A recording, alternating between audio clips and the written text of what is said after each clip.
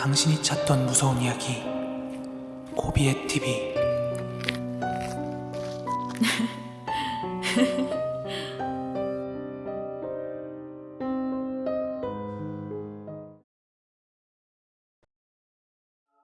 저는 흉가 체험 후기나 방송을 즐겨보고 있는 구독자입니다. 때때로는 저 혼자서 그냥 흉가 체험을 가기도 하는데요. 최근에 네이버 블로그 돌아다니다가 한 말도 안 되는 흉가 하나를 보게 되었습니다. 깊은 산속에 버려진 어느 폐 사찰이었는데 제가 여지껏 봤던 그 어떤 흉가보다도 분위기가 가히 압도적이었습니다. 그런데 그 폐 사찰의 이름도 주소도 공개가 안 되어 있어서 저는 너무 궁금한 나머지 블로그 주인장에게 비밀 댓글을 남겼습니다. 그러자 바로 댓글이 달렸는데 정확한 위치와 함께 이런 코멘트를 해주셨는데요. 혹시 거기 다녀오시게 되면 어디에도 찍어 올리지 말고 공포 채널 이런 데도 절대 제보를 하지 말라고 하더라고요. 그런 당부의 말씀에도 불구하고 죄송하지만 이렇게 코비의 TV에 제보를 드리는 거고요. 하여간 위치를 알게 된 저는 바로 그곳으로 출발할 계획을 잡았습니다. 그때 날짜도 정확히 기억이 나는데요. 그때가 3월 말이라서 월말 보고하고 그런 것 때문에 되게 바빴는데 저는 진짜 필사적으로 정리를 다 해놓고 눈치 불구하고 팀원한테 그 보고 인수인계를 맡기고 바로 다음날 월차를 쓰고 그 폐 사찰로 출발했습니다. 그렇게 내비게이션이 알려주는 경로를 따라 먼 길을 운전하다가 중간에 차가 갈 수 없는 숲길이 나와서 저는 거기에 바로 차를 대놓고 숲을 헤치고 걸어갔어요. 그렇게 한참을 걸어 들어갔는데 정말 여기에 어떻게 사찰이 있을 수 있지? 싶을 정도 위치에 정말로 사찰이 있더라고요. 그리곤 약간은 긴장되고 떨리는 마음으로 그 폐사찰 안에 들어서려고 하는 순간 전화벨 소리가 울렸습니다. 약간 긴장해 있던 터라 그 전화벨 소리에도 엄청 놀랬는데 확인해보니까 제 친구더라고요. 그 친구는 지금 저희 회사 근처인데 나와서 점심이나 같이 먹자고 그래서 제가 지금 월차 쓰고 폐가 탐방을 왔다고 했습니다. 그러자 그 친구는 무슨 대낮부터 흉가야. 거기 어딘데? 여기 산속에 있는 폐 사찰인데 야, 분위기 장난 아니다. 야, 거기 절 이름이 뭔데? 나도 검색해보자. 나도 잘 몰라. 그냥 주소만 받아서 찾아온 거야. 그리곤 거기 위험한 데 아니냐며 자기가 한번 알아봐 준다면서 저한테 주소를 달라고 하더라고요. 그래서 거기 위치를 문자로 찍어주고서는 저는 폐사찰 안으로 들어갔습니다. 그런데 진짜 대낮인데도 빛이 하나도 안 들고 금방이라도 귀신이 튀어나올 것만 같았습니다. 그렇게 긴장한 상태로 사찰 여기저기를 둘러보다가 저는 그만 심장이 멎는 줄 알았습니다. 버려진 지 좋기 수십 년은 되어 보이는 폐사찰인데 거기 대웅전 같은 곳에 웬 스님이 앉아서 명상을 하고 있더라고요. 순간 사람인지 귀신인지 도무지 분간이 안 가서 너무 놀라 굳어 있었는데 갑자기 그 앉아있던 스님이 저한테 이럽니다. 자네 같은 사람이 오늘만 해도 아주 수도 없이 다녀갔어. 저는 이게 무슨 소린지 또 무슨 상황인지 도통 이해가 되지 않았습니다. 그러던 그때 다시 한번 핸드폰이 울렸습니다. 제가 전화를 받았을 때는 아까 그 친구가 뭔가에 쫓기듯 다급하게 이야기했어요. 야, 너 얼른 거기서 나와. 빨리. 왜? 뭔데 그래? 야, 이 바보 멍청아. 넌 어떻게 된 놈이 그런 데 가면서 절 이름도 안 알아보고 가. 어? 그게 뭔 소리야? 알아듣게 좀 얘기해봐. 너 잘 들어. 거기 1년에 한 번만 사람들한테 보이는 만우절이래. 사연 제보해주신 정우만님, 아니 만우정이었나? 감사드립니다. 제가 채널을 운영하는 내내 되게 무거운 주제, 무서운 이야기를 많이 다루다 보니까 오늘 하루만큼은 좀 웃고 가볍게 가자는 의미에서 4월 1일 만우절 영상을 한번 만들어 봤습니다. 혹시 영상 일찍 보신 분들은요, 이거는 여러분들과 저희 비밀로 댓글에서는 스포를 자제해 주시면 감사하겠습니다. 이 이야기는 제가 초등학교 때 겪었던 실제 이야기입니다. 제가 초등학교 1학년 무렵에 어느 여름이었어요. 그날은 매우 더웠던 날로 기억을 하는데요. 당시 하굣길 초등학교 앞에는 달고나를 파는 할머니부터 병아리를 파는 할아버지까지 어떻게든 한 푼 벌어보려는 그런 분들이 많이 계셨습니다. 그런 와중에 이제 갓 초등학교를 입학한 제 눈을 사로잡은 것이 있었습니다. 바로 뽑기로 뽑는 잉어엿이었는데요. 총 모양, 로봇 모양, 칼 모양 등등 모양은 다양했지만 그 중에서도 가장 크고 기품 있는 엿은 바로 잉어엿이었죠. 엿은 작은 것만 있는 줄 알았던 저에게 금빛의 커다란 그 잉어엿은 꼭 한번 먹어보고 싶은 욕망의 대상이었어요. 하굣길에 저를 데리러 나왔던 부모님은 엿이 참 예쁘다, 맛있겠다 이렇게 말씀을 하셨지만 충치가 생긴다느니 이렇게 큰 엿은 어차피 다 못 먹는다느니 하면서 결국은 사주지 않으셨습니다. 하지만 잉어엿의 매력에 푹 빠진 저는 그 아저씨가 리어카를 끌고 나올 때마다 100원, 200원씩 내고 뽑기하는 아이들을 하염없이 구경했어요. 그 중에는 진짜로 잉어엿을 뽑아가는 애들도 있었고요. 하여간 매일같이 한참을 구경하다가 집에 들어왔죠. 그러던 어느 날 매일같이 구경하던 저에게 어느새 낯이 익었는지 그 엿장수 아저씨가 교문 앞이 한산해졌을 때쯤 아주 큼지막한 잉어엿 하나와 작은 봉투에 조그만 짜투리 엿 조각을 넣어서 다른 애들한텐 그냥 줬다 말하지 말고 다 먹고 꼭 이빨 닦아야 한다. 이러시면서 그것들을 저에게 몽땅 건네주셨어요.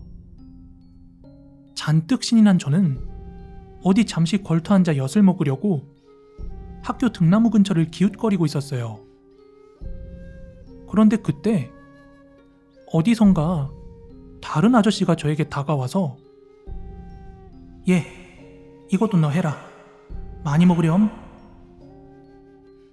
이러면서 조각난 엿이 가득한 검정 봉투를 하나 건네줬습니다.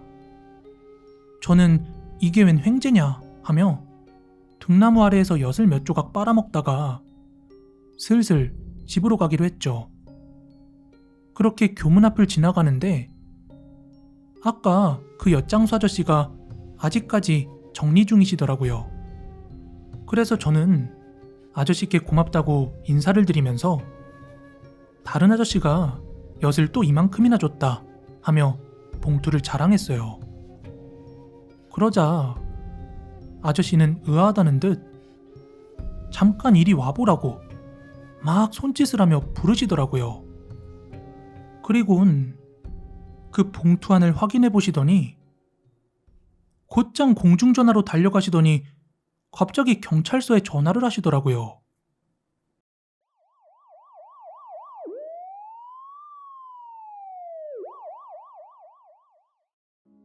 알고 보니 제가 나중에 낯선 아저씨에게 받은 그 봉투 안에는 깨진 유리 파편이 가득했습니다. 만약 그게 엿인 줄 알고 제 입에 넣었다면 저는 어떻게 되었을까요?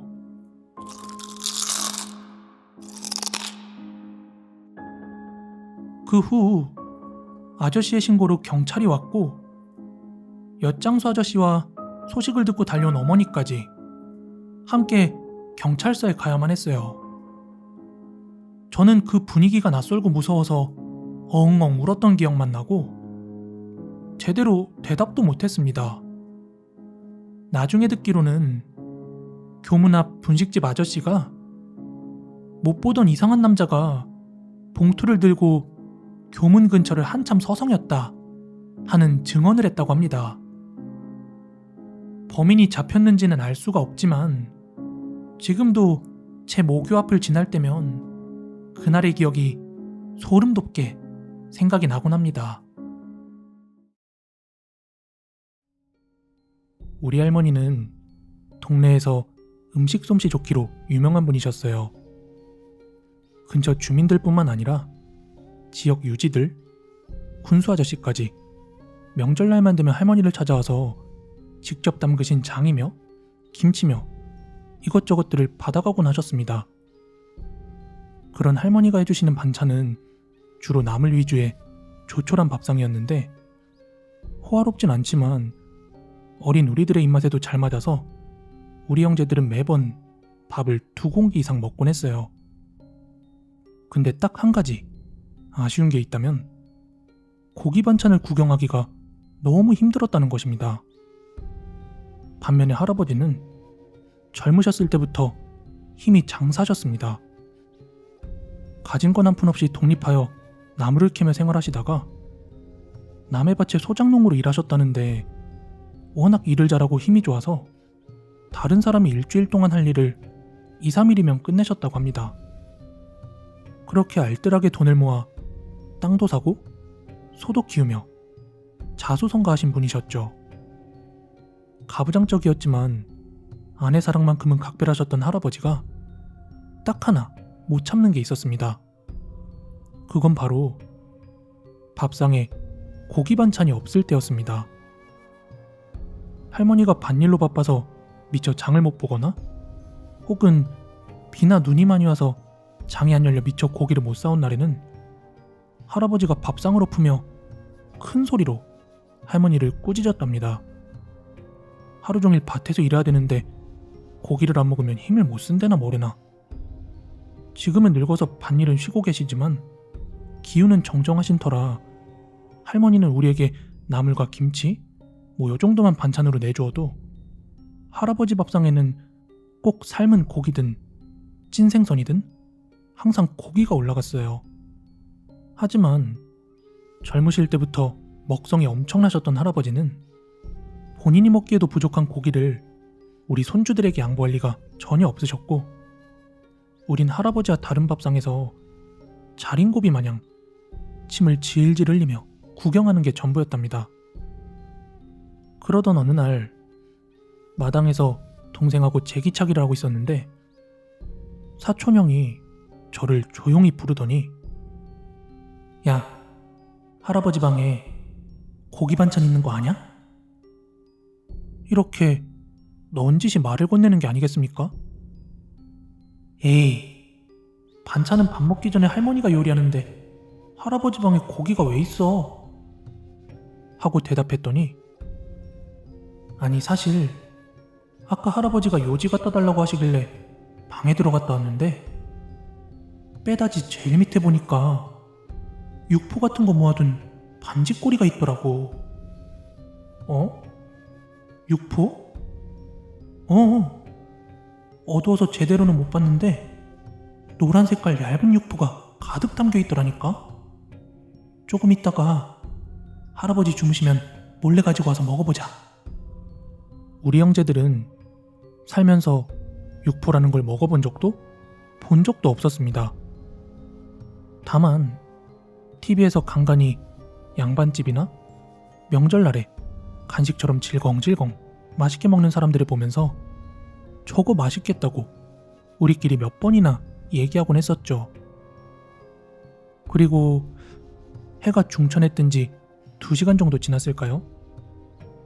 할아버지는 항상 이 시간에 낮잠을 주무시고 할머니는 저녁 창거리를 살 겸 나물 팔러 장에 나가실 시간이에요.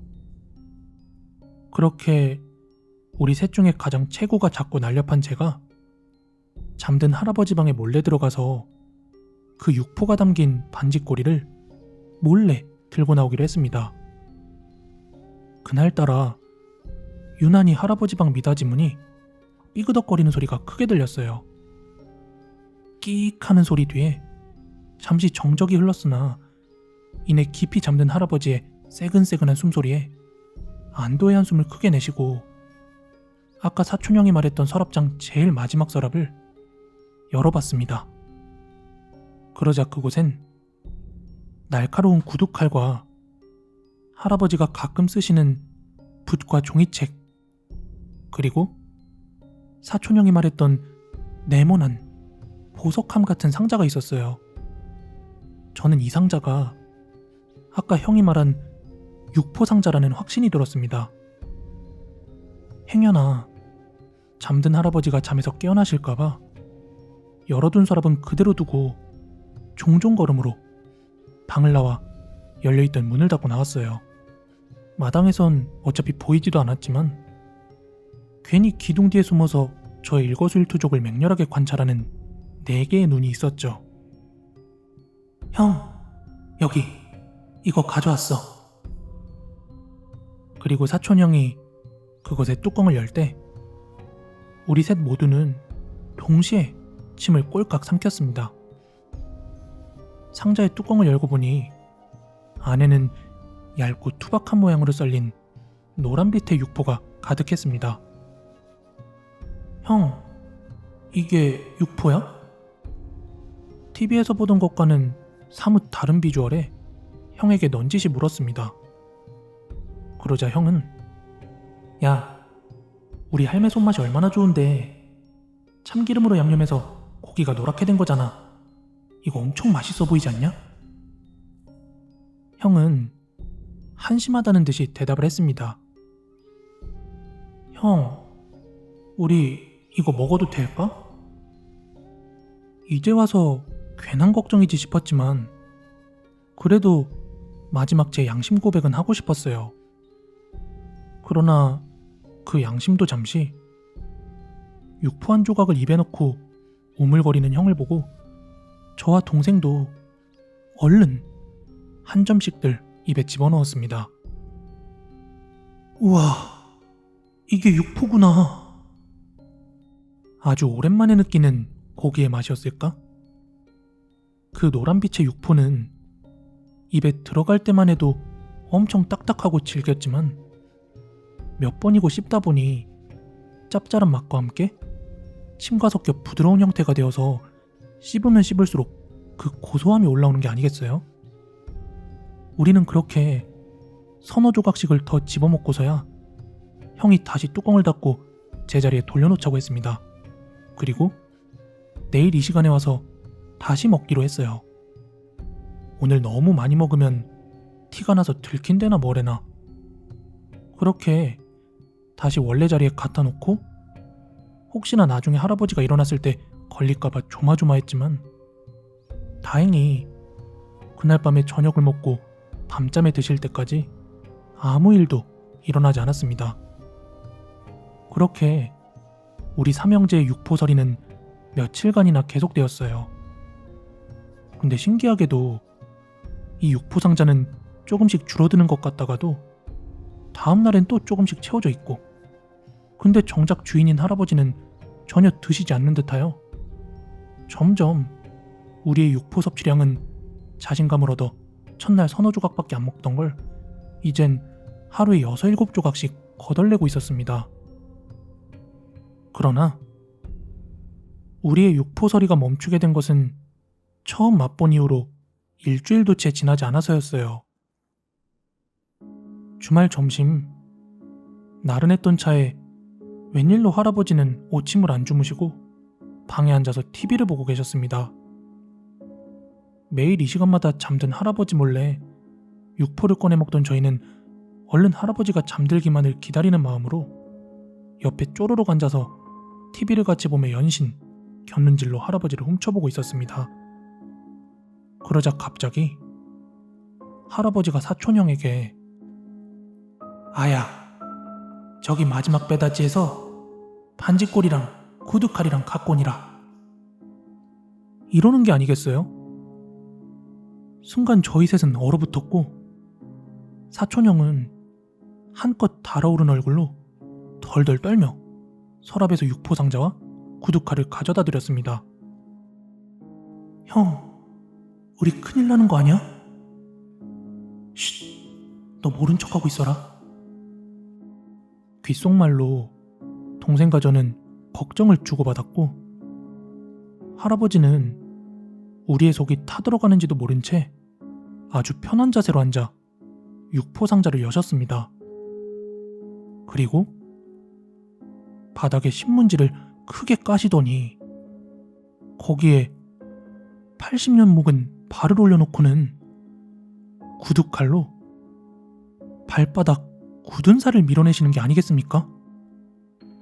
그렇게 벗겨진 굳은 살은 우리가 며칠 동안 육포상자라고 알고 있었던 그 반지꼬리로 집어넣으셨어요.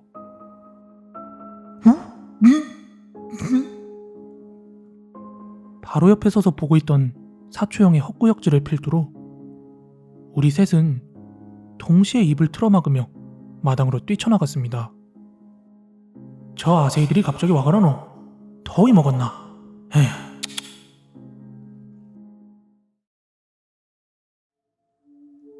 얼마 전 제가 통영으로 전어 낚시를 다녀왔습니다. 선회기 낚시를 나가면 낚싯대를 담그면 나오고 계속 나와서 한 번 가면 전어를 200마리씩 잡는다는 한 유튜버 말에 낚여서 잡으라는 전어는 못 잡고 잡어들만 실컷 낚았습니다. 아무튼 이 전어와 관련된 속담은 매우 다양하게 전해지는데요. 특히 전어는 워낙 고소하기로 유명해서 전어는 며느리 친정간 사이에 문 걸어 잠그고 먹는다 하는 며느리를 업신여기는 그런 속담도 있고요. 신분의 높고 낮음을 떠나서 모두 좋아하는 생선이라 돈을 생각하지 않고 사기 때문에 금전할 때 전을 써서 전어라고 부른다 하는 그런 말도 있어요. 그런데 가장 유명한 속담 중에 이런 거 있죠. 가을 전어 굽는 냄새에 집 나간 며느리도 돌아온다 하는 속담이요. TV에서든 주변에서든 다들 한 번쯤은 들어보셨을 거예요. 전어구이의 고소한 향을 강조한 속담인데요. 이 속담의 유래에는 여러분이 알면 소름 돋을 만한 이야기도 있어서 한번 소개해드려 보려고요. 가까운 나라 일본에서는 전어구이를 잘 먹지 않는데 전어 굽는 냄새를 시신 태우는 냄새에 빗대기도 한답니다. 일본어로 전어를 가리키는 고노시로라는 말에 얽힌 한 설화 때문이라고 하는데요.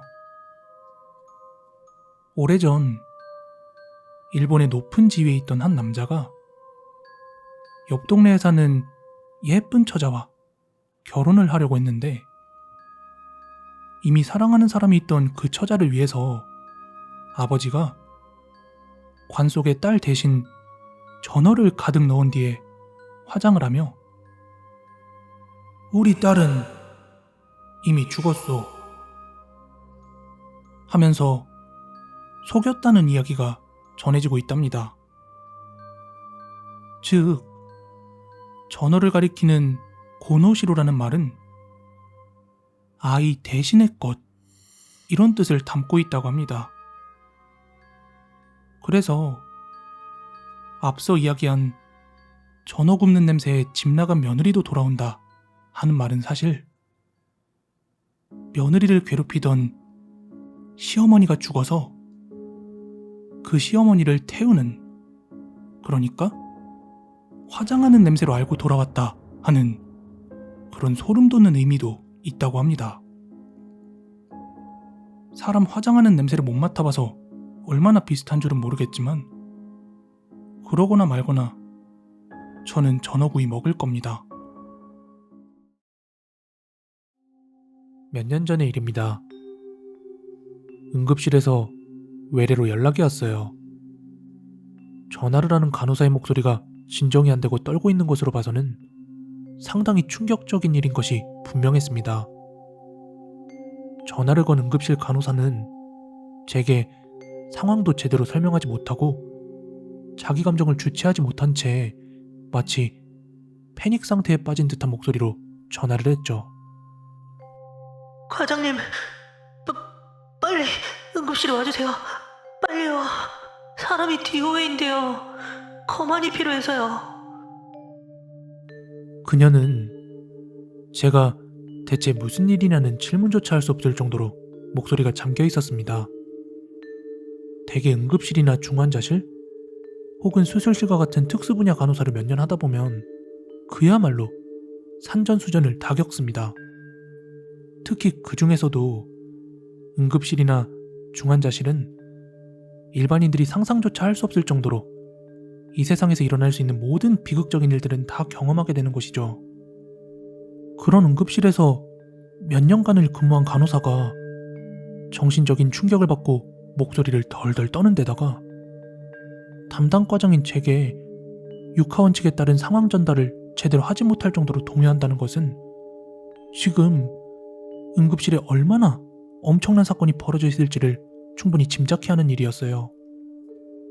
저는 전화기를 던지다시피 하고 일단 응급실로 뛰어내려갔습니다. 그리고 제가 당도한 그곳에는 저로서도 그 충격을 도저히 감당할 수 없는 일이 벌어져 있었습니다. 변두리에 살고 있던 한 부부가 일찍이 혼자 대신 노모를 모시고 살았어요. 할머니는 일찍이 남편을 사별하고 외아들을 혼자서 키우셨습니다.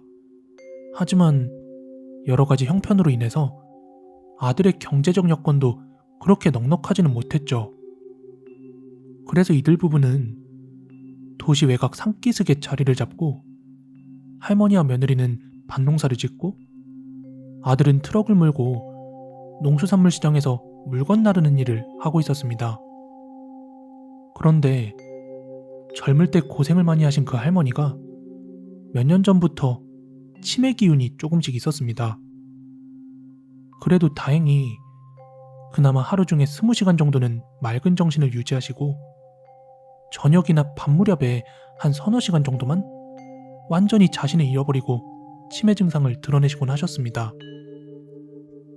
아들 부부 입장에서는 아무리 치매가 있으신 노인이라도 차라리 24시간 완전히 치매라면 며느리가 아예 곁에 붙어서 수발을 들겠지만 대개는 멀쩡하시다가 한 번씩 그러시니까 그럴 수도 없었을 일이죠. 그래서 할머니가 치매 증상이 나타나시면 할머니 방에 혼자 계시게 하고 문을 잠가두거나 아니면 며느리가 곁을 지켰었는데 그나마도 대개 증상이 밤에 나타나셔서 다행이라면 다행이었어요. 밤에는 밖에서 문을 잠가두면 혹시 문제가 생기더라도 방을 더럽히는 것 말고는 그래도 가출을 하시거나 위험한 일은 하시지 않는 데다가 밤에는 아들도 집에 있다 보니까 할머니가 설령 발작을 하셔도 다 감당이 되었기 때문이었습니다. 어쨌건 그 부부는 노모를 모시고 열심히 살아가는 보통의 사람들이었어요. 그러던 하루는 며느리가 노모에게 아이를 맡기고 시장에 다녀왔습니다. 원래 시장을 갈 일이 그리 잦지는 않았지만 그래도 가끔은 시장에 들려서 이것저것 사야만 했고 그럴 때면 며느리는 낮에는 멀쩡하신 노모에게 늦게 얻은 아이를 맡기고 얼른 다녀오곤 했습니다. 할머니도 늦게서야 본 손주라 애지중지하셨고 그들 부부에게도 아이는 그나마도 유일한 행복이었습니다. 며느리가 버스를 타고 시장에 가서 장을 본 다음에 한 2시간 정도 있다가 집에 돌아왔습니다. 그런데 아이를 보던 노모께서 장 보고 오느라고 수고했다고 그렇게 반겼답니다. 아가 수고했다. 어서 배고픈데 밥 먹자꾸나. 내가 넣으면 먹으려고 곰국 끓여놨어. 며느리는 곰국을 끓여놨다는 할머니의 말에 갸우뚱했습니다. 왜냐하면 최근에 소뼈를 사다 놓은 적도 없었는데 노모께서 곰국을 끓이셨다 하니까 말이죠. 그렇게 의아해하면서 부엌에 들어가 보니까 정말 솥에서는 김이 펄펄 나면서 곰국을 끓이는 냄새가 진동을 하고 있었죠. 며느리는 그 솥뚜껑을 열어보고는 그 자리에서 혼절했습니다. 저는 지금 가능하면 담담하게 이 끔찍한 일을 기록하려고 하고 있지만 다시금 그 장면을 기억하는 제 심장이 부담스럽고 손에서는 땀이 나기 시작하네요. 그 뜨거운 솥에는 아이가 들어 있었습니다. 그리고 그 아이가 거만을 위해 응급실로 들어왔어요. 그때 저는 생애에서 가장 끔찍하고 두 번 다시 경험하기 싫은 장면을 제 두 눈으로 확인해야 했습니다. 저는 저대로 피가 얼어버리는 충격 속에서 응급실 시트 위에 올려진 형체를 구분할 수 없을 정도로 부풀어진 아이의 몸을 진찰하고 앞뒤로 살피면서 거만서를 기록해야 했고 또 너무나 끔찍한 장면에 차마 눈을 감아버리고 집단 패닉 상태에 빠져있는 간호사들의 혼란도 같이 다독거려야 했습니다. 아이 엄마는 아예 실신해서 의식이 없었고 할머니는 그 자리에 보이지 않았습니다. 저는 그 후 이 일이 어떻게 되었는지는 전혀 모릅니다. 저는 의식적으로 그 일이 이후에 어떻게 전개되었는지 알려고 하지 않았죠. 다만 검찰에서 요청한 검안 기록에는 직접 사인으로 심폐기능 정지, 선행 사인으로 익사에 의한 호흡 부전, 간접 사인은 전신화상으로 기록을 남겼고 제 도장을 찍었습니다. 아마 그 일로 인해 입어야 할 남은 가족들의 고통은 끔찍했을 겁니다. 더구나 정신이 돌아왔을 때 자신이 그렇게 애지중지하던 손자를 자기가 그렇게 만들었다는 사실을 알게 되면 그 할머니가 받을 고통은 어떠할까요? 아울러 아이의 엄마와 아빠가 평생을 겪어야 할 그 잔인하고 끔찍한 고통은 차마 상상이 가지 않았습니다. 부디 가족 해체만은 되지 않았으면 하는 마음이지만 이후의 일에 대해서는 저는 알지 못합니다. 저는 지금 이 글을 쓰면서 내가 지금 치매나 기타 노인 질환에 대한 대책이 필요하다는 글을 쓰는 것인지 아니면 인생을 살면서 우리가 겪을 수 있는 극단적인 가혹함이 이런 것이라는 말을 하고 있는 것인지 저 자신도 목적지를 잃어버렸습니다. 그러나 한 가지 분명한 것은 삶은 이렇게 대책 없이 참혹하기도 한 것이라는 사실입니다. 저는 체형이 다소 뚱뚱한 체형입니다. 결혼 후 집에서 시어머니를 모시며 살다 보니까 밖에 나가는 시간도 줄어들고 처녀 때보다는 점차 살이 오르기 시작하더라고요. 그렇게 살이 오르고부터 시어머니의 몸매에 대한 지적이 엄청 심해졌습니다. 집에 있으면 관리 좀 하라는 둥, 남편 생각도 좀 하라는 둥 말이죠. 하지만 남편은 여전히 저를 사랑해줬고 저는 임신을 하게 되었습니다. 그러던 어느 날이었어요. 임신 중에 새벽 시간에 너무 배가 고팠는데 시어머니가 실컷 코를 골며 주무시는 소리에 몰래 부엌으로 나왔습니다. 그리곤 불을 끈 채로 냉장고에 있던 간식을 홀로 꺼내 먹고 있었는데 뭔가 느낌이 이상해서 뒤를 돌아봤더니 시어머니가 눈을 뜬 채로 똑바로 서서는 입으로 코를 고는 소리를 내며 저를 쳐다보고 있었습니다.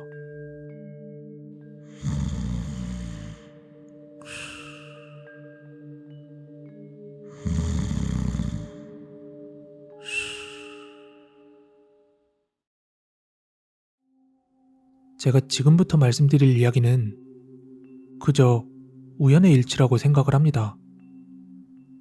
하지만 제가 전달하는 모든 보고 들었던 것들은 그날의 상황 그대로를 전달해드리는 것입니다.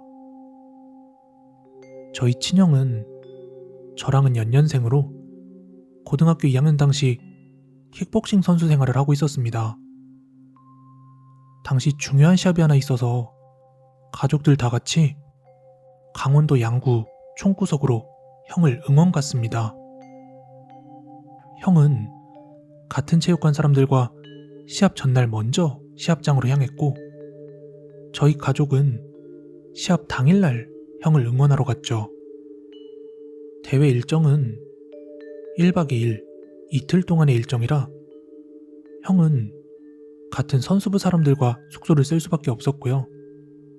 그래서 엄마 아빠와 저는 시합장 근처에 숙소를 잡고 따로 하루를 보낼 수밖에 없었습니다. 아무튼 그 시합 첫날은 서울에서 아침 일찍 시합장으로 향해서 형의 시합을 응원했습니다. 다치면 어쩌나 하는 부모님의 우려와는 다르게 형은 기분 좋게 시합을 이기더라고요. 그렇게 늦은 오후가 돼서야 첫날의 모든 시합이 끝이 났습니다.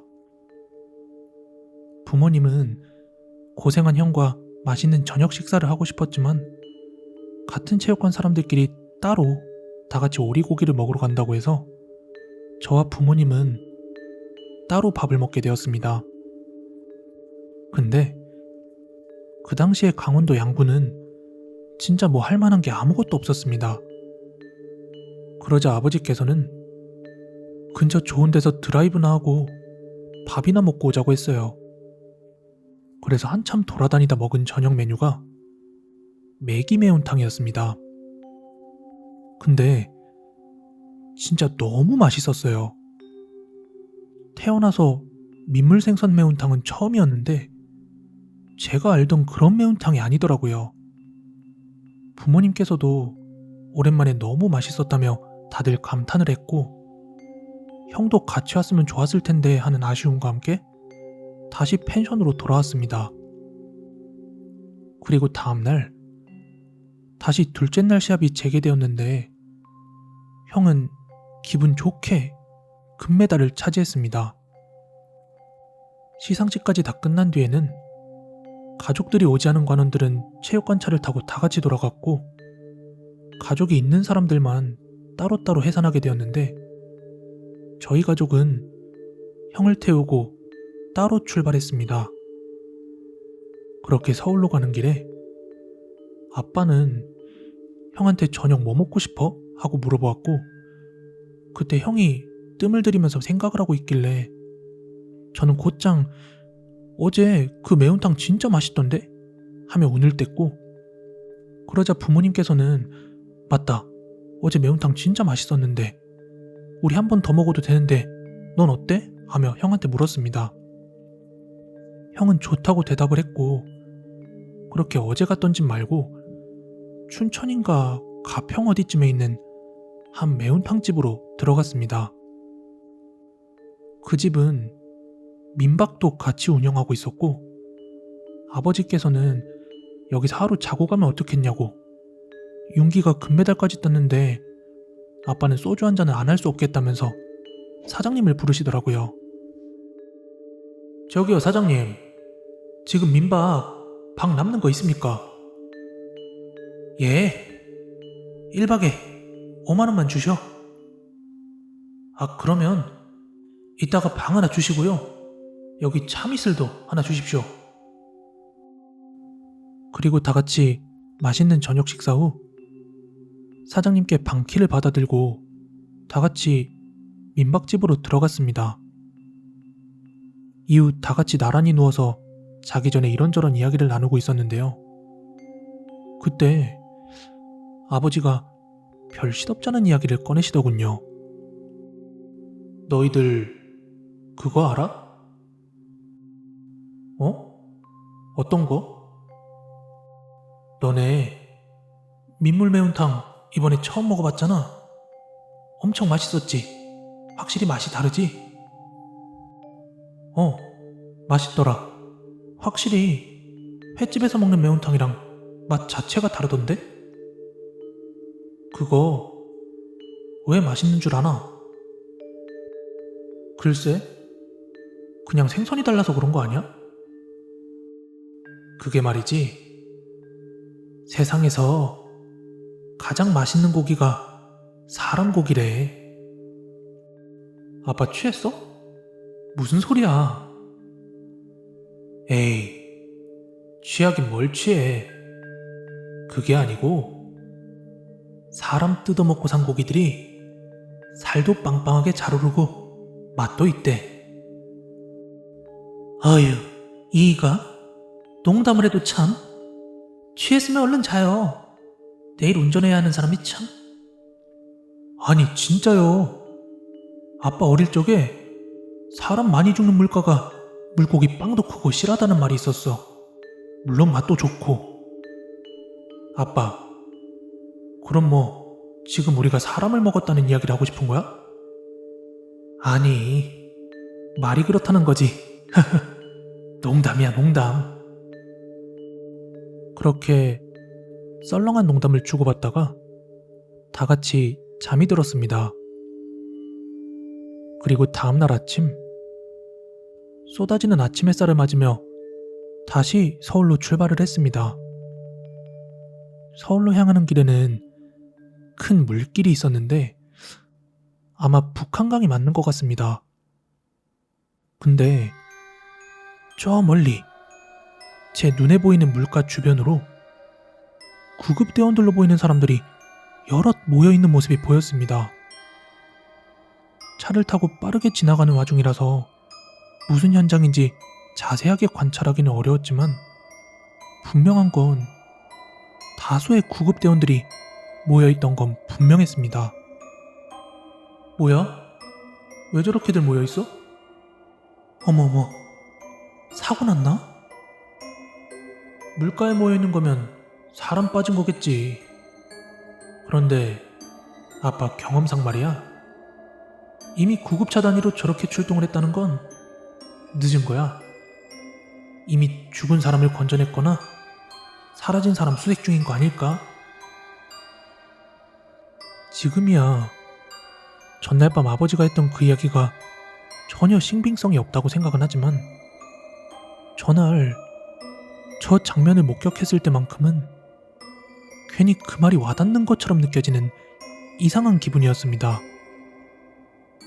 그리고 추후 시간이 지나서 친구들에게 이 이야기를 해준 적이 있었는데 실제로 인터넷에 떠도는 무서운 이야기 중에 유독 큰 고기가 잘 잡히던 한 낚시 포인트에서 시신이 떴다더라 하는 그런 이야기를 들은 적이 있다며 제 친구들이 이야기해주더군요. 마무리를 어떻게 지어야 할지 모르겠지만 제 이야기는 여기까지입니다. 이건 엄마의 친구분이 살던 마을에서 실제로 일어난 이야기라고 합니다. 그 마을에는 큰 저수지가 하나 있었다고 합니다.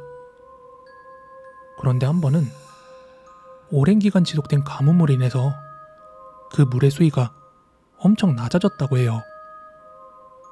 때문에 물 밑에 가라앉아 있던 여러 가지 것들이 물 위로 모습을 드러내기 시작했는데 거기에서 차가 한 대 발견되었다고 합니다.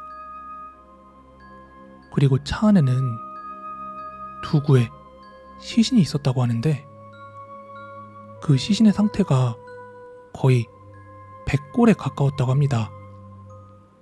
하여 마을은 난리가 났습니다. 그래서 그 사고의 경위를 조사하기 위해서 중장비를 동원해 차를 건져내게 되었는데 이후 그 안에 물이 차 있으니까 어렵사리 차문을 열게 되었는데 그때 안에 있던 물이 싹 빠지면서 진짜 성인 팔뚝만한 장어가 한 마리 떨어졌다고 합니다. 근데 이렇게 큼지막한 장어가 왜, 그리고 어떻게 여기에 들어있을까 해서 보니까 아주 조금 열려있던 그 창문 틈 사이로 새끼가 들어갔다가 몸집이 커지니까 거기서 나오지 못하고 있었다라는 거죠. 근데 도대체 그 안에서 뭘 먹고 그렇게 커졌는지는 그런데 그 큼지막한 장어를 보니까 욕심이 나신 것인지 마을 노인들이 그런 장어는 그냥 죽이거나 하면 안 된다면서 그걸 삶아 먹었다고 합니다. 몇몇 마을 노인들이 모여서 같이 먹었다고 하는데, 희한한 건 그날 이후로 그거 같이 먹었던 노인들이 한동안 몸져 눕고 뭐 난리도 아니었다고 합니다. 오늘 준비한 무서운 이야기는 여기까지고요. 여러분들께서 알고 계신 무서운 이야기 혹은 직접 겪은 이야기 아래에 보이시는 이메일을 통해서 많은 제보 부탁드리겠습니다. 가시기 전에 좋아요, 구독하기 꼭 좀 한번 눌러주시고요. 저는 내일 더 무서운 이야기로 찾아오도록 하겠습니다. 감사합니다.